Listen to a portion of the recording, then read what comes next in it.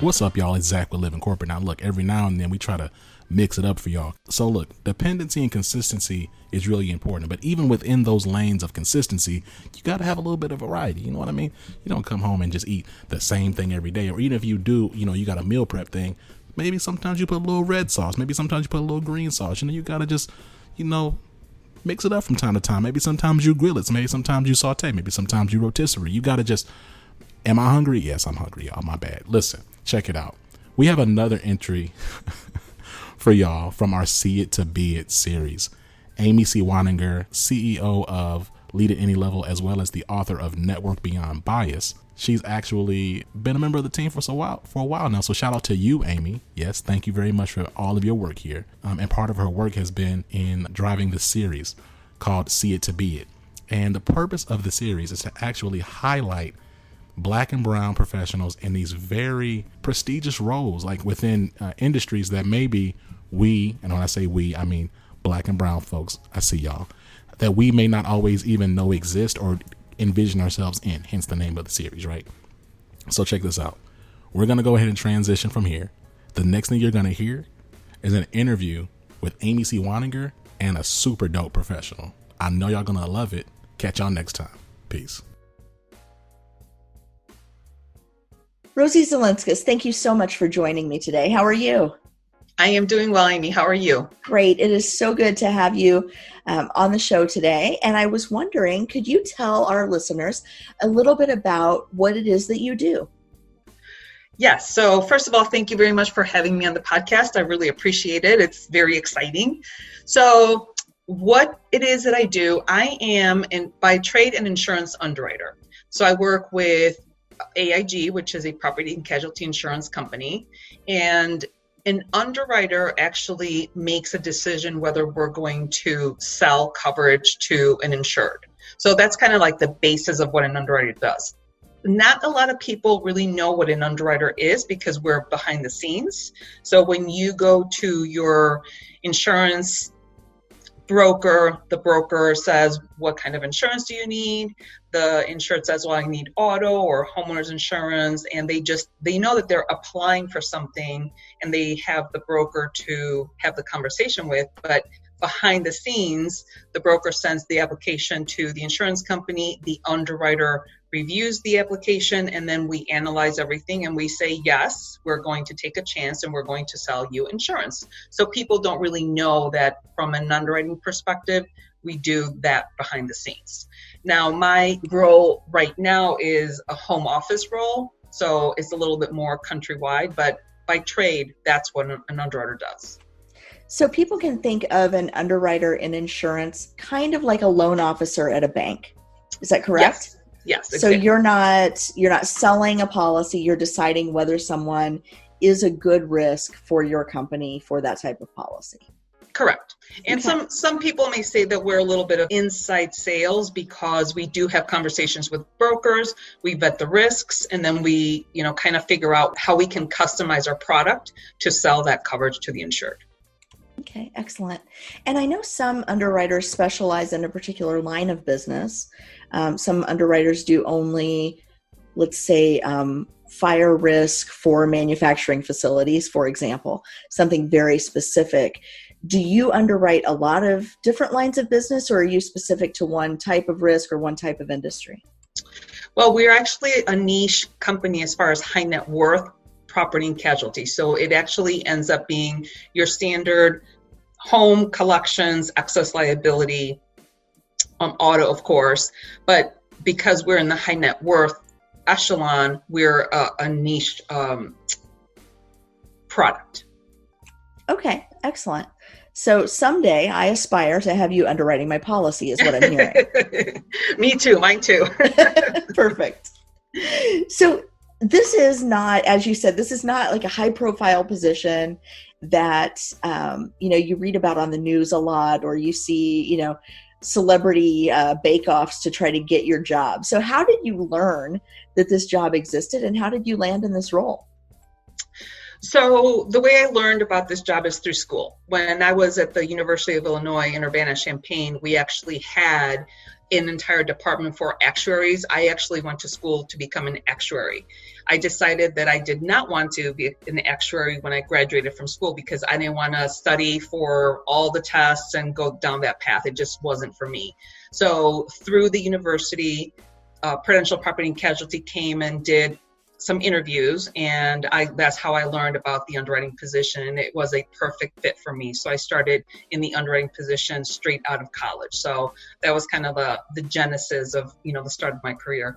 But as far as how I ended up in my role now, it's just been a progression of various different positions and obviously experience and moving up the ladder.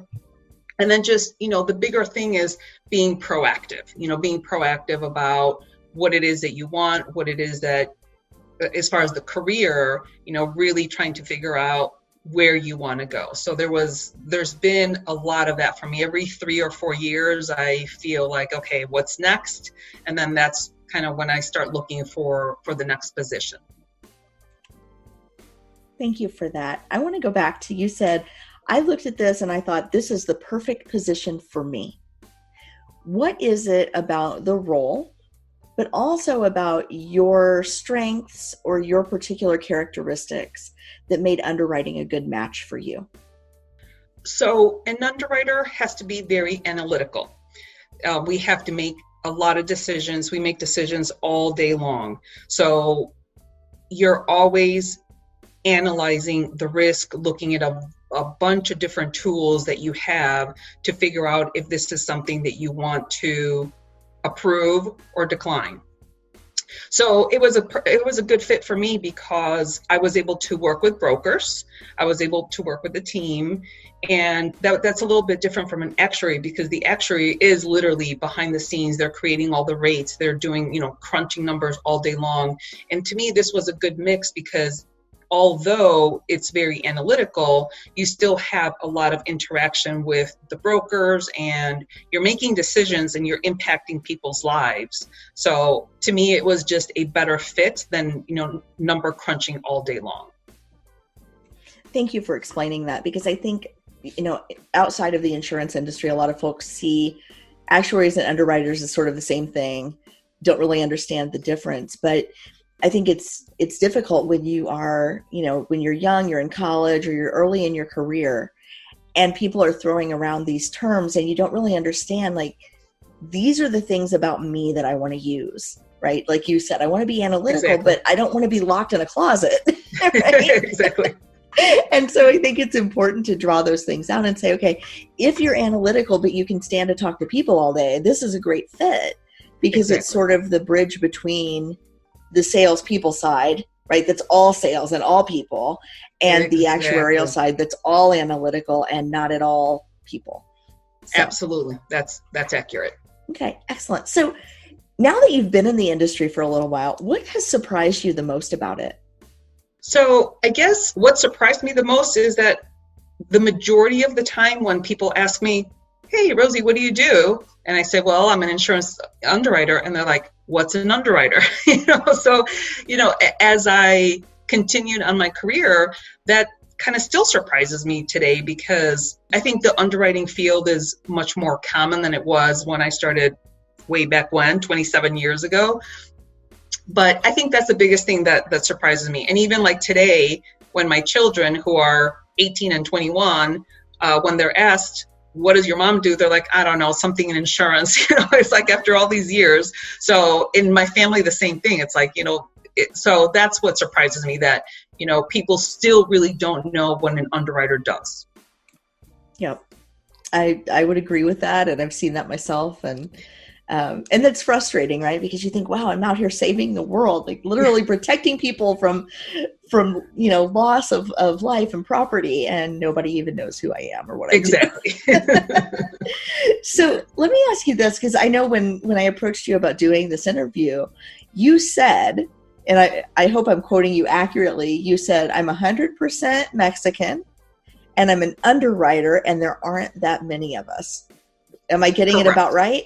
That's correct. Yes. Okay. So can you tell me in this environment, because, I think a lot of people have an image, and it's probably not completely unfounded, that the insurance industry is comprised almost exclusively of old white dudes, sitting around a table in their suits, harumphing, and then they get up and they, go to the next thing, right? Whatever that is, their golf outing or whatever. And so can you tell me, how do you find community in your work, and either within your employer or within your industry?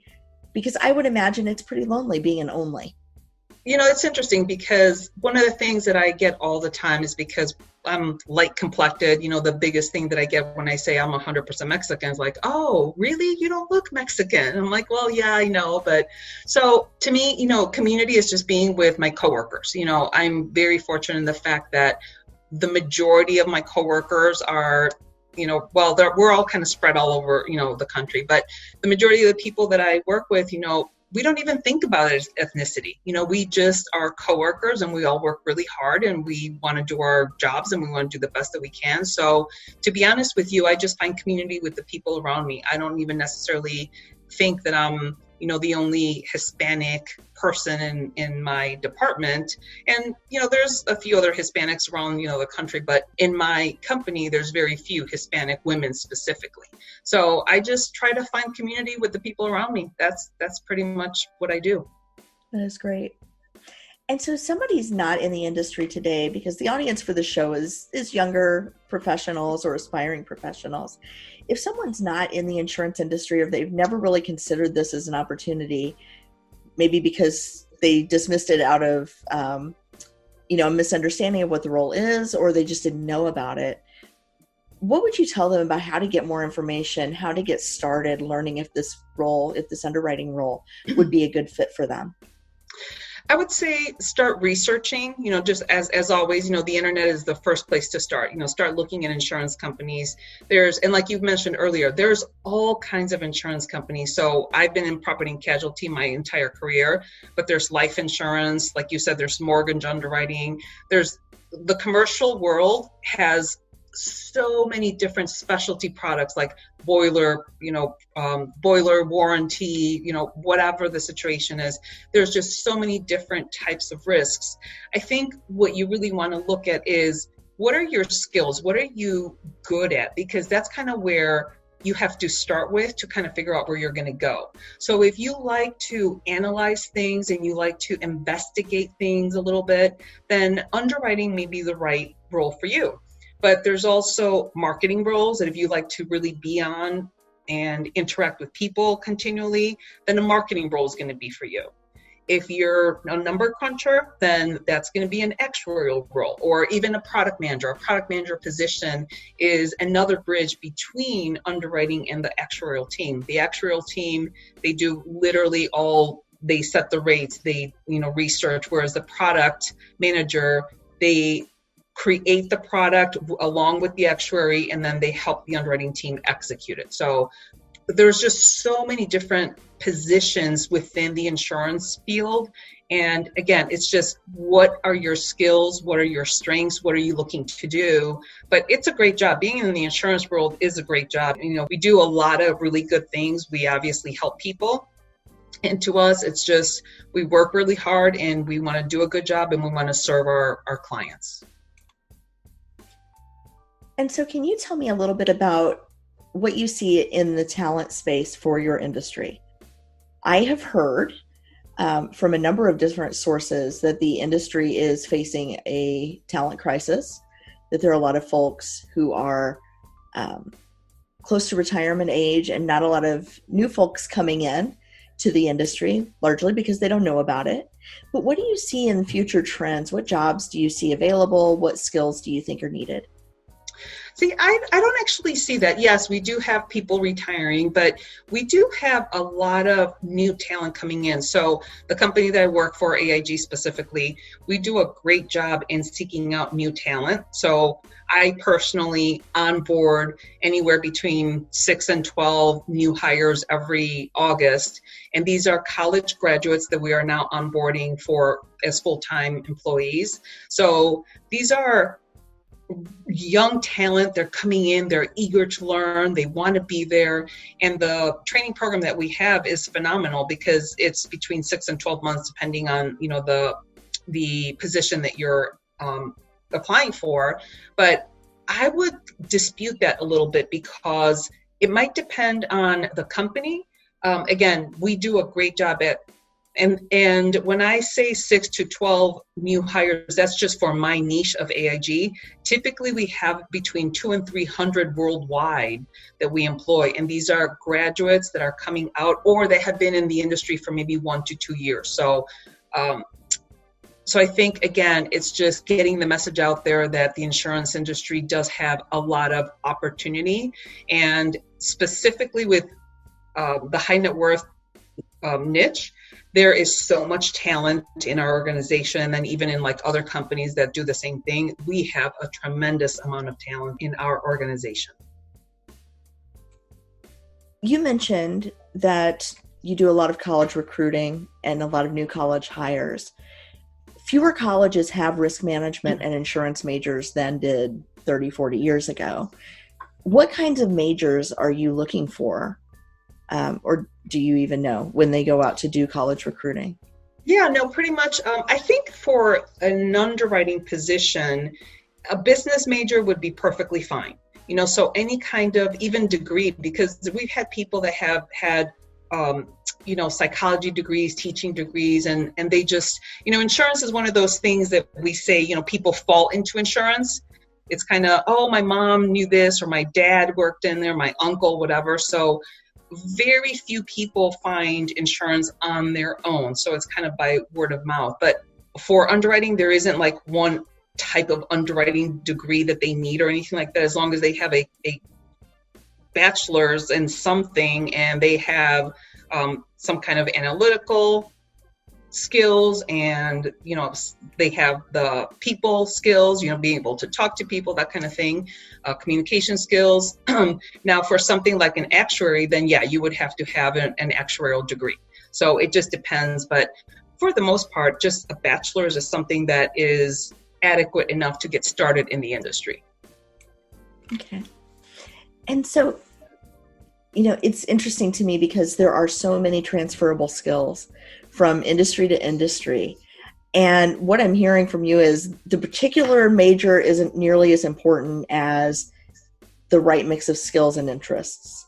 Correct. And so if somebody's maybe started down a career path in, consulting or finance or something like that, and they're not really happy with their prospects, this might be a good alternative to consider, because a lot of those same skills would transfer over and they could still be successful without having lost too much ground in their careers. Is that correct? Absolutely. And just to go back to me, I graduated with an actuarial degree and I was like, I don't want to do this. So it was great that I was able to get into the underwriting field. Yeah, a lot of first generation students, and myself included, when I went to school, I had no idea what to do with my degree. So I didn't know what to study. And I ended up having to go back and get a second degree because my first one basically got me a job working at the mall. Oh, and so, interesting. So, I think for a lot of people, just knowing like, you don't have to go back and start over like I did. Sometimes it's just a matter of knowing how to sell your skill set in a new environment. And I agree, Amy, because I too am a first generation, college attendee, and my parents knew nothing about college. I had to figure it all out. And as a matter of fact, I moved from Mexico City to the United States several times. So I had a very difficult time. Like, for example, when I started my freshman year in high school, I had been in the United States through third grade, and then we moved from fourth through eighth grade. So I started high school with a third grade vocabulary. So I had to, it literally took me 3 hours to read a history chapter because I had to look up all the words, and then I had to understand and link them all together to figure out what it is that they were talking about. So it was definitely challenging. So when I started college in the United States, I didn't even know what a freshman, sophomore, junior, or senior was. So, so I kind of struggled trying to figure out what I wanted to do as well. And I started thinking that I was going to go into accounting, and I was like, oh, no, I don't like that. And then I thought I was going to go into engineering, and I'm like, oh man, physics is just not for me. So then I ended up deciding to go to actuarial science, and I did graduate with, my actuarial degree, but that's ultimately not what I ended up doing, just because I found, the insurance world. So I'm so glad to hear stories like that, because it makes me feel a little less alone that, I majored in everything for like 3 months because I had no idea what I was doing. Yes. So it's good to not be alone in that. Thank you. Agreed. So I wanted to ask you, if I may, just in the last couple of minutes, if you could finish 2 sentences for me. The first is, I feel included when? So I feel included when people ask me to launch, or when people ask me to do things with them. When I'm in community, that's when I feel included, for sure. And then the second question is, when I feel included, I feel a tremendous sense of belonging. I definitely feel like I am where I'm supposed to be, and it feels good to be included, for sure. It sounds like you probably give a little extra too, once you feel like you're in community and that you're really valued. Yeah, absolutely. Absolutely. So one of the things that I really like to do is talk to people about their own personal career development. So, I try to share, and as a matter of fact, I'm just trying to share more with people on what they can do. What is their next step? The one thing that I will say, and I want to make sure that younger females particularly hear this, is that they need to advocate for themselves. The men naturally advocate for themselves, whereas we women, we tend to think about whatever it is that we're dealing with. We really hold ourselves back. So for women, for example, whenever there's a job opening, there's a very well-known statistic that men will apply for a job knowing that they only have 60% of the skills, but we women, we wait till we have 100% of the skills to apply for that job. So I would encourage younger women out there to just go for it and just apply, even though you may not have all of the skills, to go after it, because the male counterpart is not waiting. And by the time we get around to actually applying for the job, our male counterpart already has had the job. So it's really important that we women advocate for ourselves and just simply ask for what it is that we want. And this actually happened to me during my career, where I was a top performer, I was volunteering, I was training, I was doing all the things. And when I finally said, hey, I would really like to be considered for a management position, what I got was, oh, really? And I was kind of puzzled, and I kind of asked, well, why would you not have thought of me before? And what I got was, you never said anything. I'm like, oh my gosh, how did I think that they were just going to come to me and say, hey, Rosie, do you want to go up to the next level, without actually voicing what my needs and desires were as far as my career is concerned? So that's one thing that I want to make sure that younger females definitely do. They have to advocate for themselves so that the managers know what it is that they want. Yes. And I think there's another lesson in there too, for people who manage young women, especially, that Yes. what they want may not be what they voice. And I know for me, my move into a management role was because I had a manager who saw my potential before I did, believed in me, and groomed me for his role. And it was about halfway through this process, and I thought, oh, he's teaching me how to do his job. And the light bulb kind of went off, right? And when he put in his notice, I was in tears because I loved working for him. And I'm walking out of the room, the announcement was made, and I'm walking out, and I've got, this little tear going down my cheek because it was so pitiful. And I saw him in the hallway, and it just hit me all of a sudden, like he's looking at me expectantly. And I said, how long do I have to be sad before I go apply for your job? And he said, turn around now and go do it. I've been waiting for you to ask. Yes. And so and if that moment had never happened, I'd probably still be stuck in a job I was in 20 years ago. Yeah. Because it just never would have occurred to me to say, this is what I want to do, or to even see myself that way. Yes. So thank goodness for the managers that tap us on the shoulder, and thank goodness for the young women who speak up for themselves. Absolutely. And I try to, advocate for women in my corporation. When I see somebody that, a job opening, I'm like, oh, so-and-so would be really good for them. So I, make it a point to say, hey, can you come to my office for 5 minutes? I want to, talk to you about something. Sometimes they're like, really? You think so? I'm like, yes, I do. Go do it.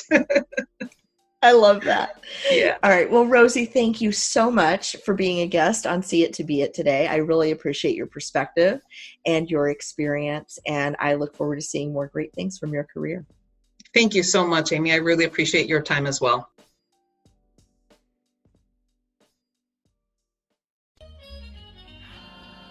Living Corporate is a podcast by Living Corporate LLC.